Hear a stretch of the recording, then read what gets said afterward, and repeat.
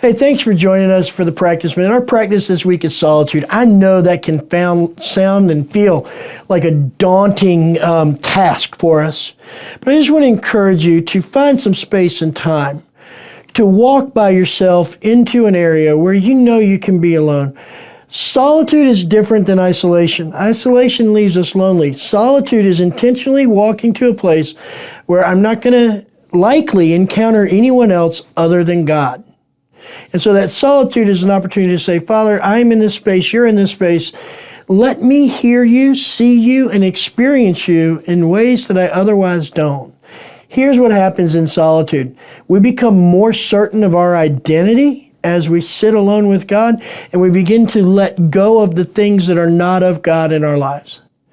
Now, here's one important thing you need to know. Solitude is not about the solitude. It's about what comes after the solitude. And so it's a refreshing time, a time to hear God more clearly, to step into a relationship with Him and then walk out of that and carry His presence to others, to live that life of joy and peace in Him.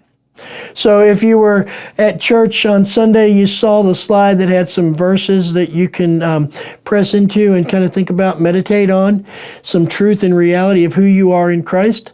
But if you didn't get that and you want to practice solitude, I want to encourage you just to find some verses that have the phrase in it, in Christ, and use those to let God speak your identity into you in that solitude. But just find some time this week to be alone with God and let whatever He decides to happen in that moment happen. Thanks, and have a great week.